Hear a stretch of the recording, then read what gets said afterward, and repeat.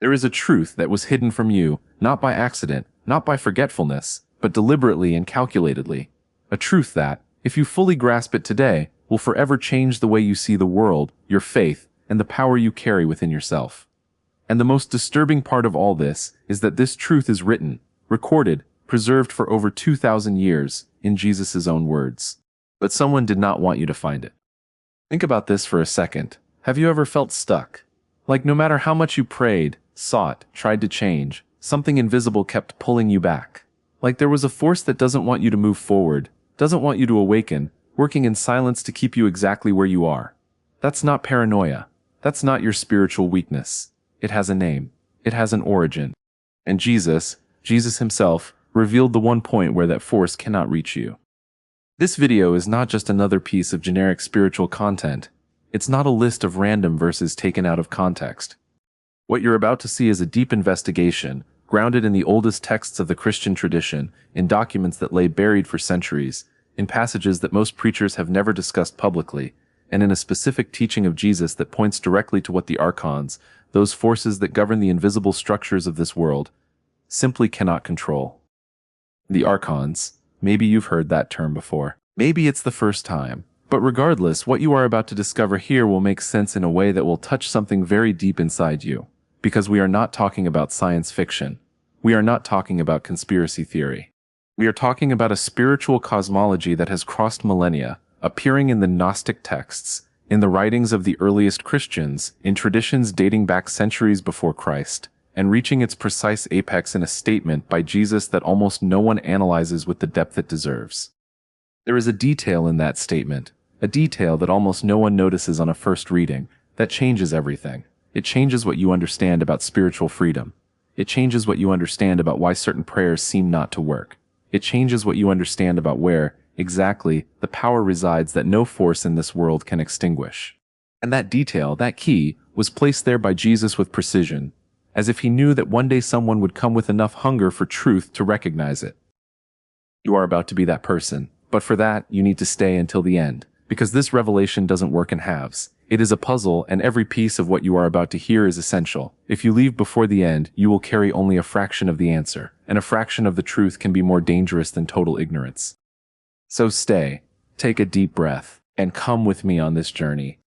Because what Jesus revealed about the one thing the Archons cannot control is about to change everything you thought you knew about the spiritual battlefield you live in every single day. Welcome. This conversation was waiting for you.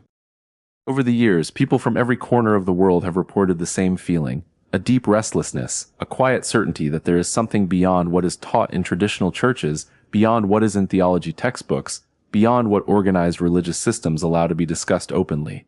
If you found your way to this video, it is very likely that you are one of those people. Someone who is not satisfied with surface-level answers. Someone who feels that true faith requires the courage to go deeper. The theme we will explore today is exactly that encounter between courage and depth. We will dive into the concept of the Archons, spiritual forces that, according to the oldest texts of early Christianity, operate as guardians of the invisible structures that shape this world. We will understand where this concept came from, why Jesus spoke about it in veiled language, and what the specific revelation was that he left as a key of liberation for all who had ears to hear. By the end of this video, you will understand why certain areas of your life seem to resist transformation. You will understand how consciousness, specifically an awakened consciousness nourished by truth, represents the one frontier that the Archons cannot cross. And you will leave here with an understanding that is not merely intellectual, but spiritual, practical, and liberating. If you've already felt that there is something no one is telling you, that there is a layer of spiritual reality that has been deliberately hidden, go ahead and like this video now. That helps this channel continue bringing this kind of content. Subscribe here too, because what comes next on this channel is directly connected to what you are feeling right now. And comment the word Archons below if you are ready to go deeper on this journey. I want to see who is here with a real thirst for truth. If what you are hearing right now has already changed something inside you, imagine what is in the digital book I left in the first pinned comment. It is not a summary of what you'll see here. It is what doesn't fit in a video. Access it now. It could be taken down at any moment. To understand what Jesus revealed, we must first understand the world he lived in. And that world was far more complex, far richer spiritually, than modern religious curricula tend to present. In the first century of the Common Era, the Mediterranean was a melting pot of spiritual traditions. Jews, Greeks, Egyptians, Persians, Syrians all brought their cosmologies, their celestial hierarchies, their understandings of what existed between the human being and the supreme divine. And at that crossroads of worlds, a body of knowledge arose that would become known as Gnosticism. Gnosticism was not a single religion. It was a set of traditions that shared a foundational vision. The material world is not the creation of the supreme God. It is an imperfect creation, or, according to some strands, even a malicious one, produced by intermediate entities that placed themselves between humanity and the original divine source. These entities were called Archons, a Greek word that literally means rulers or regents. The Archons, in this cosmology, were the administrators of the lower cosmos, the guardians of the planetary spheres, those who controlled the fate of souls trapped in the cycle of matter. This view may sound strange to the modern ear accustomed to mainstream Christian theology. But what many people don't know is that this view was widely present in the cultural environment where Jesus preached. When he spoke of the prince of this world, when Paul wrote about principalities and powers, when John describes the forces operating in darkness, all of these canonical texts were in dialogue with a cosmological understanding that did include the existence of intermediate forces influencing human reality. What the Gnostic texts do, especially those discovered at Nag Hammadi in Egypt in 1945, is detail this cosmology in a way that the canonical texts only suggest.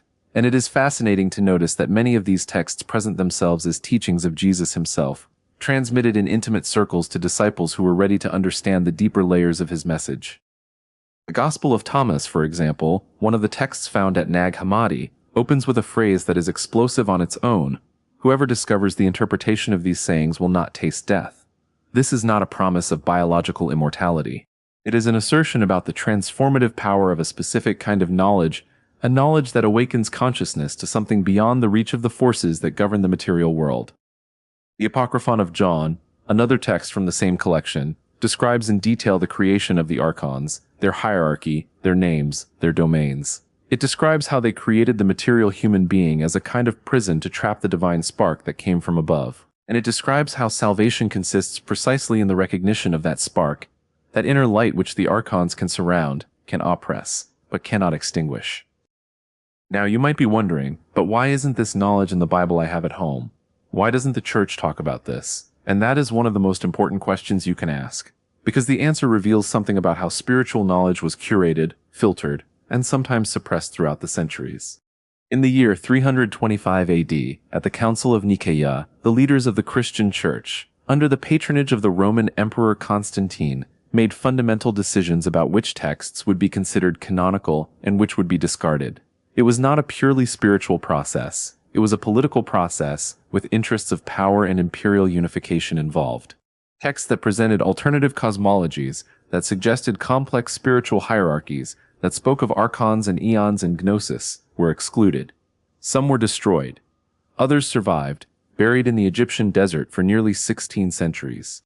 But knowledge does not disappear completely. It is preserved. It resurfaces when the time is ripe.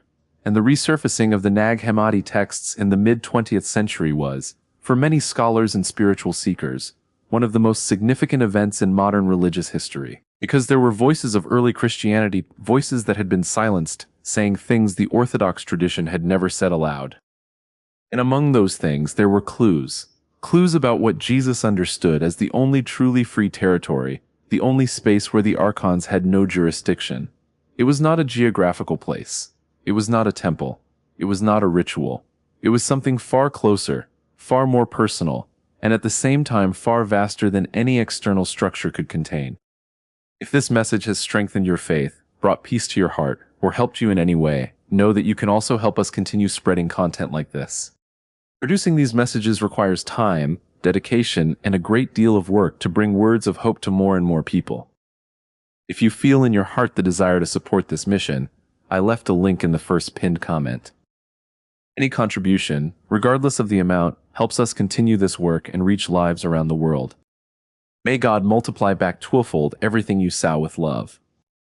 To understand Jesus' specific revelation, we must first understand what, exactly, the Archons control according to this cosmology. And this is where things become truly fascinating, because the more you study, the more you realize that the Gnostic vision of the mechanisms of archontic control resonates in a disturbing way with what modern psychology, neuroscience, and contemporary philosophy have discovered about the mechanisms of human conditioning. According to the Gnostic texts, the Archons exercise their control through four major domains. The first is the domain of time. The Archons are the lords of cycles, of seasons, of calculated destinies, of the past that imprisons and the future that frightens. They keep human consciousness trapped between yesterday's guilt and tomorrow's fear, precisely to prevent it from inhabiting the one place where it is free, the absolute present. The second domain is that of matter and desire. The Archons feed the identification of consciousness with the physical body with material needs, with appetites that never fully satisfy. Not because the body is evil in itself, the more sophisticated Gnostic texts don't make that simplistic judgment, but because exclusive identification with the material creates a blindness to the deeper dimension of existence. The third domain is that of false identity. The Archons operate through the masks that society imposes. Your name, your social role, your economic status, your religious and political affiliations, the fears and shames inherited from family and culture. All of this forms a layer that the Gnostic tradition calls the outer man, and which functions as a transparent prison. You inhabit it without realizing it exists. The fourth domain, and perhaps the most subtle, is that of fragmented thought. The Archons thrive on confusion, on contradiction, on circular thinking that never reaches any liberating conclusion. They benefit from a mind that knows much but understands little, that accumulates information but doesn't attain wisdom, that seeks answers but is afraid to truly find them. Now notice the structure of these four domains. All of them operate on the surface of consciousness. All of them hold power over what you think, what you feel, what you desire, what you fear. But there is a dimension of human consciousness that none of these four domains can reach.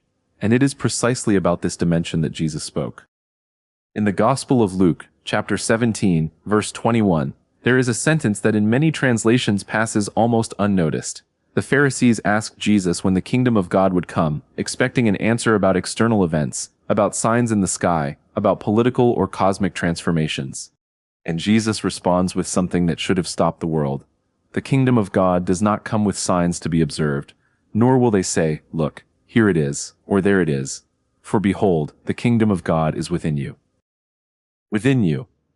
That phrase, in that context, is not just a beautiful spiritual metaphor. It is a precise cosmological declaration. Jesus was saying that the territory of the divine, the only space where God's sovereignty operates without impediment, resides in a dimension that the Archons, by definition, cannot penetrate. Not because they don't try, but because the nature of that territory is incompatible with the nature of archontic control. The Gnostic texts expand this teaching in an extraordinary way. The Gospel of Philip, also found at Nag Hammadi, says something that echoes this directly. Truth did not come into the world naked. It came in types and images. The world will not receive it in any other way. In other words, the liberating truth is not transmitted through external systems, through institutions, through doctrines imposed from outside. It is recognized from within. It is a direct, immediate experience of something already present in the depths of human consciousness. And here is the revelation that the Archons do not want you to understand. What Jesus called the kingdom of God within you corresponds exactly to what the Gnostic tradition calls the divine spark, the pneuma, the original breath of God deposited in the human being at the moment of creation, and which no archontic force can extinguish, contaminate, or seize. It can be obscured. It can be forgotten. It can go decades, entire lifetimes without being recognized. But it cannot be destroyed. It cannot be controlled. It cannot be imprisoned by any structure of the material world. Some people watch, enjoy, and move on. Some people want to go deeper. If you're the second type, the digital book is in the first pinned comment. Click now. Now that you understand what the Archons control, and where the territory that escapes their control lies, you need to understand something that will shake some beliefs you may have carried for years. Because the narrative most people have been taught about spirituality goes basically like this. The human being is weak, sinful by nature, dependent on intermediaries, on rituals, on religious authorities to draw close to God. And as long as you believe that, as long as you internalize that narrative as absolute truth, you are, without realizing it, cooperating with exactly the system the Archons use to keep human consciousness imprisoned. This is not an attack on faith, it is a defense of it. Because true faith, the faith Jesus taught, is not submission to an external system of religious control. It is the direct, personal, non-transferable recognition that you carry within yourself the same divine substance that Jesus called Father and that the Gnostics called pleroma, the fullness. Now look at what happens when you truly internalize this. When you stop seeking the kingdom out there and begin to recognize it within yourself, something breaks. An invisible structure of spiritual dependency begins to dissolve. And the forces that depend on that structure of dependency, that feed on your sense of insufficiency, on your belief that you need external permission to draw close to the divine, those forces lose their power over you. The historical records of the Gnostic period are full of accounts of radical transformations of consciousness that happened not in temples, not through priests, but in moments of deep interior recognition, moments in which someone who had been seeking God from the outside suddenly discovered that the object of their search had never been absent, that it had been present, silent, infinitely patient, waiting to be recognized. Valentinus, one of the most sophisticated Gnostic theologians of the 2nd century, described this moment as waking from sleep. Not physical sleep, but spiritual sleep, the state in which consciousness is so immersed in the surface layers of identity, in material concerns, in social roles, in inherited fears, that it completely forgets what it is in its deepest essence. And what triggers the awakening, according to Valentinus, is no external ritual. It is contact with truth. It is gnosis, direct knowledge, acting on consciousness the way light acts on an eye that has been closed for a long time.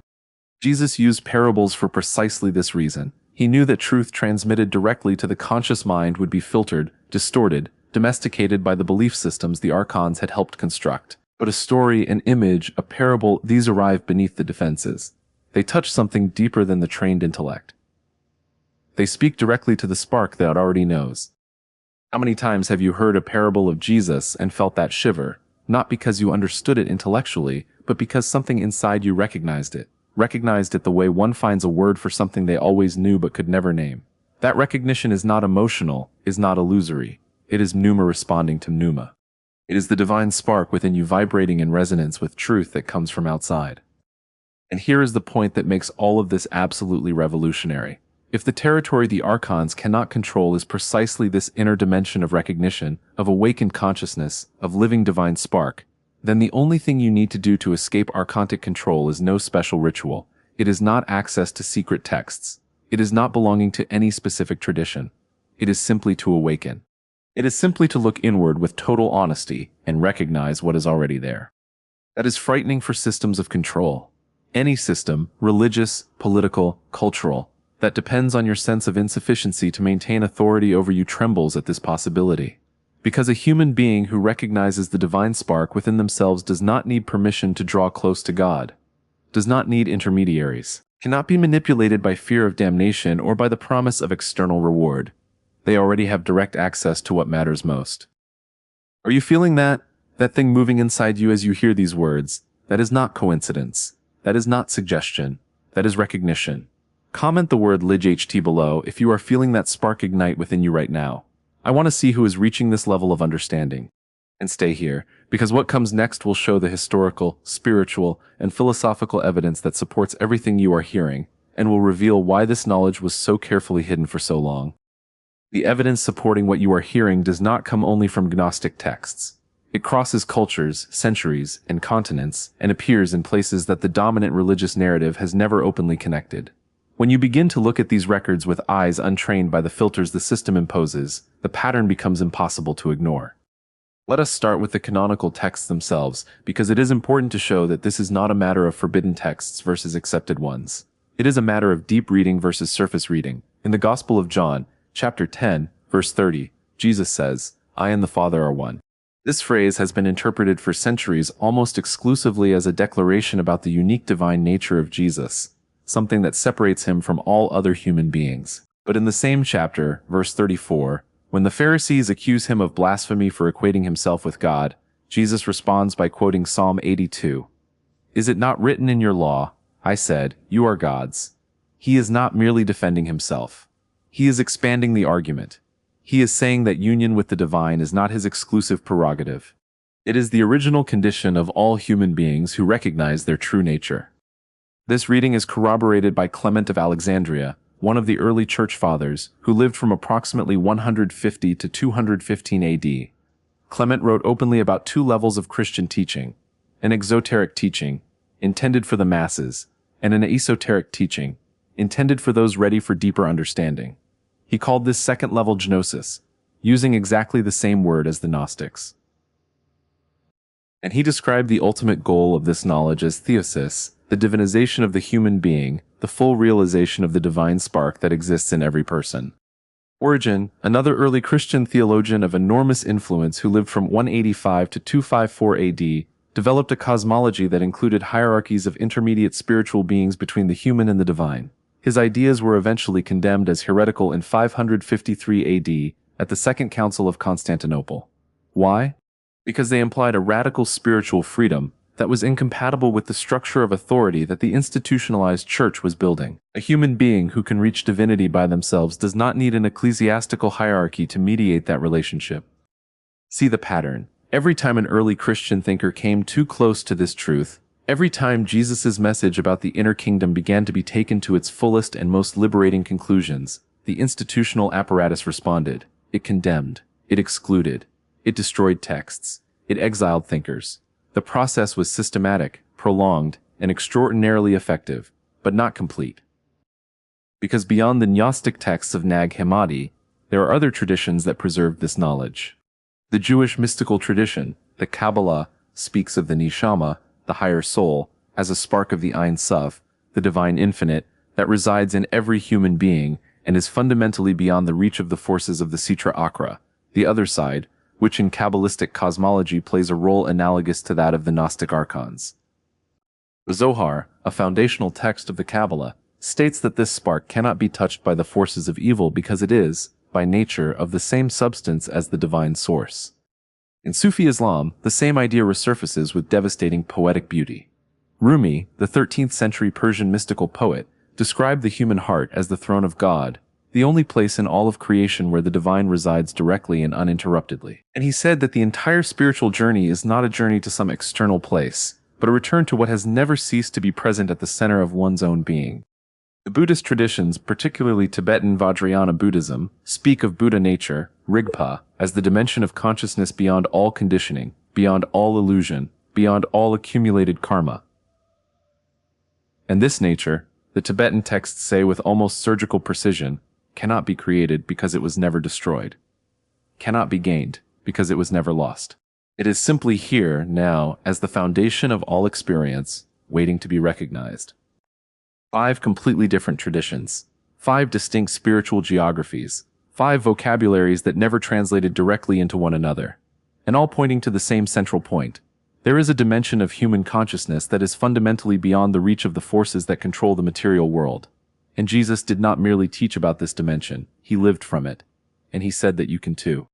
If this reached you, it was not by accident. Ignoring it is a choice, and every choice has consequences. The digital book is in the first pinned comment. Access it now. Tomorrow it may no longer be available. Every video here is created with dedication to bring hope, spiritual direction, and biblical teaching to those who need it. If you believe in this mission, make a donation of any amount. Your support keeps this channel active and allows more lives to be reached. Link in the pinned comment. Why was this knowledge hidden?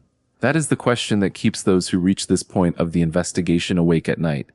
Because once you see the pattern, once you realize that there is a central truth about human nature that appears in all deep spiritual traditions and has been systematically suppressed in the popular versions of those same traditions, you need to ask, who benefits from this suppression? Who gains when human beings do not know that they carry within themselves a territory that no force in this world can control?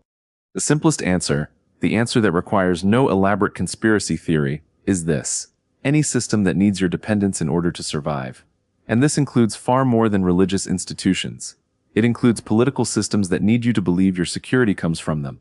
It includes economic systems that need you to believe your happiness depends on what you can buy. It includes cultural systems that need you to believe your worth as a human being is defined by external metrics of success, beauty, productivity, and social acceptance. All of these systems have one thing in common.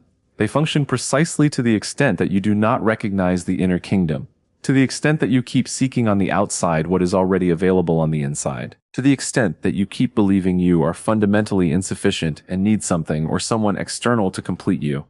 In the early centuries of Christianity, Gnostic groups were persecuted with a violence that is hard to understand purely in terms of abstract theological disputes. The historical accounts of Irenaeus of Lyon, a bishop who lived in the 2nd century and became the primary adversary of Gnosticism, show a concern that goes far beyond doctrinal purity. Irenaeus was deeply alarmed by the fact that the Gnostics recognized no episcopal authority. They did not need bishops to mediate their relationship with God. They had direct access to the divine through inner gnosis. And this made it impossible to integrate them into the power structures that the emerging church was building. Elaine Pagels, professor of religion at Princeton and one of the foremost scholars of the Nag Hammadi texts, documents in detail how the theological debates of the 2nd and 3rd centuries were not only about theology. They were about power, about who had authority to define truth, about who controlled access to the divine. And the Gnostics, with their insistence on direct access, on interior experience as the primary criterion of spiritual truth, represented an existential threat to that entire structure. But what is perhaps most fascinating and most disturbing is what happened after the Gnostic texts were suppressed. The knowledge did not disappear. It went underground. It survived in Hermetic traditions, in medieval alchemical circles, among the Cathars of 12th century France, among the Templars, the Rosicrucians, in secret societies that guarded what could not be said in public. And in each generation, when this knowledge surfaced again, it faced the same reaction: persecution, suppression, attempts at extinction. The Cathars, for example, a Christian community in southern France who preached the direct presence of the divine in the human interior and rejected ecclesiastical mediation, were exterminated in a crusade in 1209, the Albigensian Crusade. The estimated death toll ranges from 200,000 to 1 million people.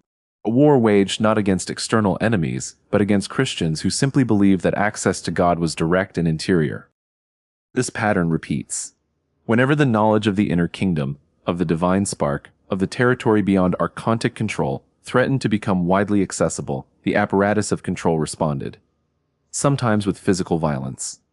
Sometimes with distortion and ridicule. Sometimes simply by making this knowledge incomprehensible, burying it under layers of technical language and academic debate inaccessible to the general public. But today, something is different. The internet has created an unprecedented permeability in the borders of knowledge. The Nag Hammadi texts are available online, translated into dozens of languages. Researchers like Pagels, Bart Ehrman, Karen King, and many others have made these studies accessible to anyone curious enough to look. And an entire generation of spiritual seekers who feel suffocated by the domesticated versions of faith is finding, for the first time, a language that corresponds to what they have always felt but never had words to express. The Archons, whatever form you prefer to give to that metaphor, the control systems that depend on your ignorance of your own inner power, are under unprecedented pressure, and this explains much of the chaos you observe in the world today. When structures of control begin to lose effectiveness, they do not yield gracefully. They redouble in intensity. They create more fear, more division, more distraction, more dependency. They do everything to prevent you from being still enough to hear what is inside you. This digital book was not made for everyone. It was made for those who are ready to face the truth. Available for a limited time in the first pinned comment. If you hesitate, you may lose access. Now we arrive at the heart of everything. At the dimension where philosophy meets faith, where thought meets experience, where knowledge about the Archons stops being an interesting intellectual exercise and becomes something that transforms how you wake up in the morning, how you respond to suffering, how you understand the purpose of your existence in this world. The philosophical traditions that most profoundly dialogue with Jesus' teaching about the inner kingdom are those that placed consciousness, and not matter, as the foundation of reality. Plato, 5 centuries before Christ, already taught that the material world is a shadow, an imperfect projection of higher realities that exist on a plane the human soul can access through the exercise of reason and contemplation. The allegory of the cave, perhaps the most famous of his allegories, describes exactly the process we are discussing here. Beings trapped in an illusion, identified with shadows projected on a wall, who need to free themselves, turn around, and see the direct light from which the shadows are merely reflections. The Neoplatonists of the 3rd century, especially Plotinus, developed this vision in a way that resonates extraordinarily with Christian Gnosticism.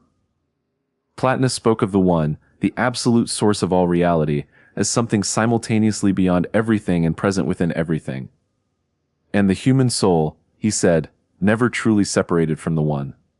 It merely forgot. And the return to the One is not a journey to some distant place. It is a deepening into the very nature of consciousness itself, a plunge into what is already here. Now observe how this speaks to the words of Jesus in the Gospel of Thomas, verse 3. If those who lead you say to you, "Look, the kingdom is in the sky," then the birds of the sky will get there before you. If they say to you, "It is in the sea," then the fish will get there before you. Rather, the kingdom is inside you and outside you. When you come to know yourselves, then you will be known, and you will understand that you are children of the living Father.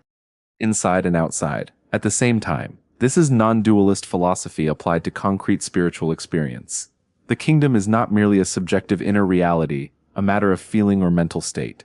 It is an objective reality that interpenetrates the entire universe, but which can only be recognized from the inside. The Archons control the outside. They control forms, structures, institutions, systems. But they do not control the point of encounter between the human interior and the ultimate reality of the cosmos. That point is beyond their reach.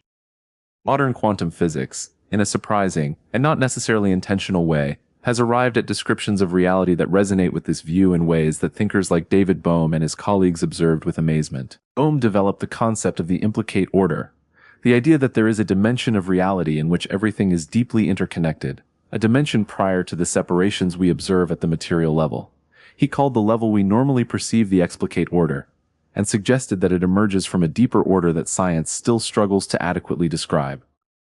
This is not an attempt to use physics to prove theology. It is simply noting that when investigators reach the limits of what material science can describe, they frequently encounter mysteries that resonate with the deepest intuitions of spiritual traditions across all times.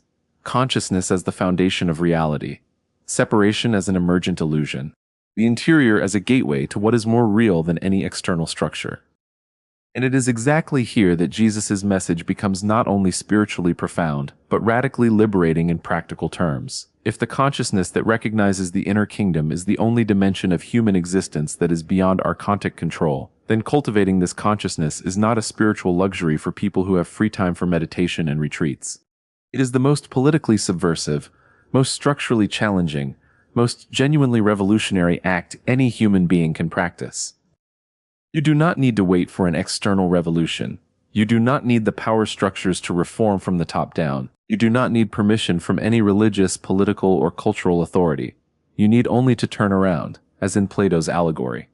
Stop looking at the shadows, and begin to look at the light from which the shadows come. If you are not yet subscribed to this channel, this is the moment. Press the button below now, because what comes next is directly connected to what you are hearing and will show you how this turning, this conversion of consciousness, can happen in your concrete life, in your day-to-day, in your relationships, in your work, in the way you face suffering and receive joy. Did you already know that the kingdom of God is inside you, that no force in this world can touch it? Comment YS or NO below. I want to know where you are in the journey. I want to pause here for a moment and speak directly to you. Not to the generic viewer, not to an abstract audience. To you, specifically, who have made it to this point of the video. Because if you are still here, that says something about who you are. It says you have a thirst that surface-level content cannot quench. It says you feel, at some deep level, that there is more than what you have been shown. And that thirst, that restlessness, that sense that the full story has not been told, that is not weakness. That is the most reliable sign that the spark within you is alive. So I need to ask you a question I want you to take very seriously, not as a rhetorical exercise, but as a genuine investigation of your own experience. At some moment in your life, have you felt a presence? Not necessarily something dramatic, not a vision or a voice, but something more subtle. A moment of absolute stillness where there was a feeling of completeness that did not depend on anything external. An instant, perhaps at dawn, perhaps in deep prayer, perhaps in a moment of pain so intense that everything superficial fell away, where you touched something beyond words, beyond thoughts, beyond your personal history and all your problems. If so, you have already known the territory the Archons cannot control. You have already been there. The question is not how to arrive. The question is how to recognize that you have already arrived, and how to inhabit that territory more frequently, more consciously, more intentionally.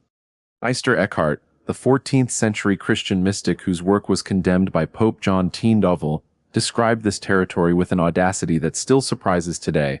He called it the Finklein, the little spark, the spark of the soul, and said that it is uncreated and uncreatable, that it was not made by God, It is of God, of the same nature as the divine source. And that when the soul withdraws from its outer activities and enters the silence of the Finkline, it enters a place no creature can inhabit. Not angels, not demons, not the forces that govern the visible cosmos. This is what the Archons cannot touch. And the path to this place does not go outward. It goes inward. It is the path that Jesus called metanoia, often translated as repentance, which does not simply mean feeling guilty for past sins.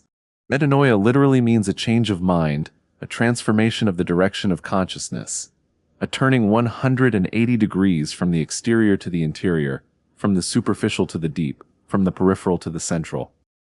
Paul of Tarsus, in his letter to the Romans, chapter 12, verse 2, uses language that echoes this in an extraordinary way. Do not conform to the pattern of this world, but be transformed by the renewing of your mind.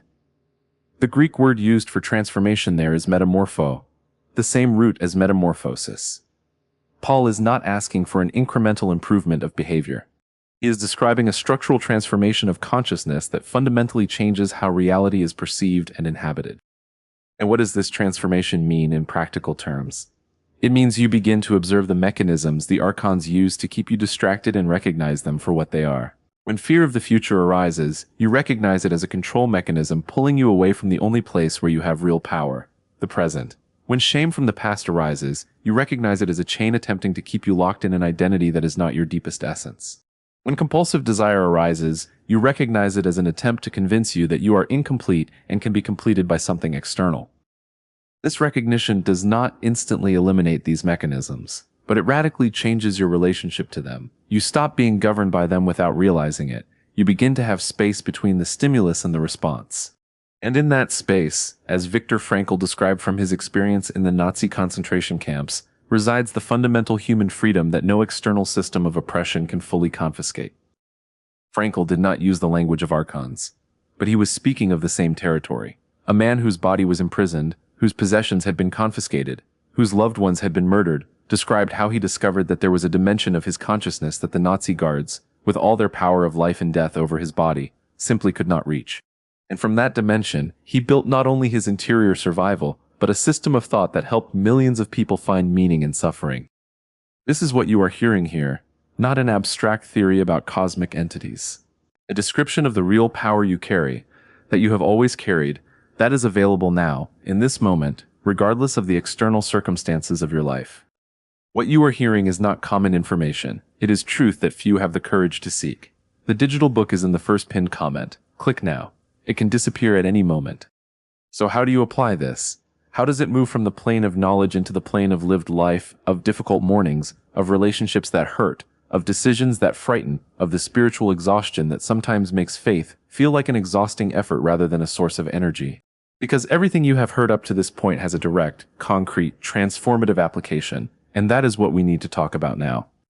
The first step, and perhaps the most counterintuitive of all, is to stop seeking. Not to stop growing, not to stop learning, not to stop praying. Stop the anxious seeking, the seeking that starts from the assumption that you are incomplete, that God is far away, that the kingdom has not yet come. Because as long as you seek from a place of insufficiency, you are operating in exactly the mode the Archons need you to operate in. You are confirming, at every step of the search, that what you need is outside of you. Jesus said in the Gospel of Thomas, "Let him who seeks continue seeking until he finds. When he finds, he will become troubled. When he becomes troubled, he will be astonished, and he will reign over the all." Notice the sequence. The trouble comes before the astonishment. The encounter with truth is not immediately comfortable. It first shakes everything you built on false foundations, and that can be frightening. But on the other side of that trouble is what Jesus calls reigning over the all, an inner sovereignty that cannot be granted by anyone from outside and cannot be taken away by any force in this world. In practice, this begins with a simple but radical discipline, the practice of conscious silence. Not the silence of the absence of noise, but inner silence, the deliberate pause in your flows of thought, judgment, and anxious planning, to simply observe what is present before any thought arises. The Christian contemplative traditions call this centering prayer or hesychasm, the way of stillness. Buddhists call it meditation. Sufis call it dhikr in its deepest forms. The name doesn't matter. What matters is the pointing. Every time you practice this silence, even for just a few minutes, You are doing something that external and internal systems of control profoundly hate. You are withdrawing attention from the mechanisms of control and redirecting it toward the territory that lies beyond those mechanisms. And with time, with consistent practice, something begins to change. Not dramatically, in most cases. Gently, gradually, but irreversibly. You begin to recognize more quickly when you are being moved by archontic fear and when you are operating from the free center. You begin to make different choices, not because you forced yourself, but because your perception has changed. The second practical step is what I would call archontic discernment, the ability to recognize, in everyday situations, which forces are operating. When a piece of news fills you with anxiety, pause and ask, is this moving me toward fear or toward conscious action?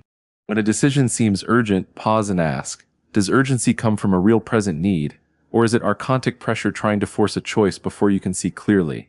When an inner voice says you are not enough, pause and ask, is this the truth of my divine spark, or is it the voice of the false identity that the systems of control have built over me? The third step is the practice that Gnostic texts call anamnesis, remembering, the deliberate act of recalling who you are in your deepest essence. This can be done through contemplative reading of the scriptures, reading not to accumulate information but to recognize truths already within you. It can be done through prayer, not as anxious petition, but as intimate conversation with the presence already inside you. It can be done through silence, through service to others, through contact with the beauty of the natural world, through any practice that lifts you from the surface and returns you to the center. The fourth step, and perhaps the most neglected, is the community of awakened consciousness. Jesus did not send his disciples out alone. The Gnostic tradition was not a solitary practice. The great Christian mystics lived in communities, taught one another, supported each other in the process of awakening. Finding people who are on the same journey, who are not afraid of the difficult questions, who do not need you to remain unconscious in order to feel safe. That is one of the greatest acts of spiritual freedom you can practice. Every day we receive messages from people who have found comfort, hope, and strengthening through this channel. And that is only possible because there is a community that believes in this mission. If you feel that this content has made a difference in your life and you wish to help us continue bringing this word to more people, I left a support link in the first pinned comment. Your contribution helps us keep this work alive and reach even more families, homes, and hearts. If you decide to support us, know that your help is part of this mission. Thank you for walking with us. We have reached the end of a journey that began with a troubling question and ends with an answer that will continue to resonate within you long after you close this video. We saw how Jesus revealed that the kingdom of God is not in any temple, not in any institution, not in any external system of power, but within you, in a dimension of consciousness that the Archons, the forces that govern the structures of this world, simply cannot reach. We saw how this truth was preserved in the Gnostic texts, confirmed by the mystical traditions of all cultures, suppressed by the systems that depend on your ignorance of your own power, and how it can be applied in a concrete and transformative way in your life starting today. We saw that the divine spark that Jesus called the inner kingdom is uncreated and indestructible, that the archontic mechanisms of fear, false identity, compulsive desire, and fragmented thinking operate on the surface of your consciousness but cannot penetrate the think line, the deepest point of the soul that is, by nature, beyond the reach of any force in this world. Thousands of people have already accessed the digital book and said they never saw this subject the same way again. The link is in the first pinned comment. You decide whether you want to be part of that group. You who made it this far are already different. Most people gave up at the beginning, and that is not a judgment, it is simply the nature of the real search. It demands persistence, courage, and a thirst that is not satisfied with easy answers. You have that. If this video opened something within you, if it named something you always felt but could never express, leave a like now. That simple gesture helps this channel enormously to continue bringing this kind of content to those who need it most. Subscribe and hit the bell, because what comes next on this channel is directly connected to what you just heard and will deepen this journey of consciousness and spiritual liberation even further. And whoever made it to the end, comment FRE Spark below. I want to see the warriors who stayed until the end, those who are ready to inhabit the only territory that no force in this world can control. And check out the video appearing on screen right now. You won't want to miss it. It is directly connected to what we just saw here and will take you even deeper.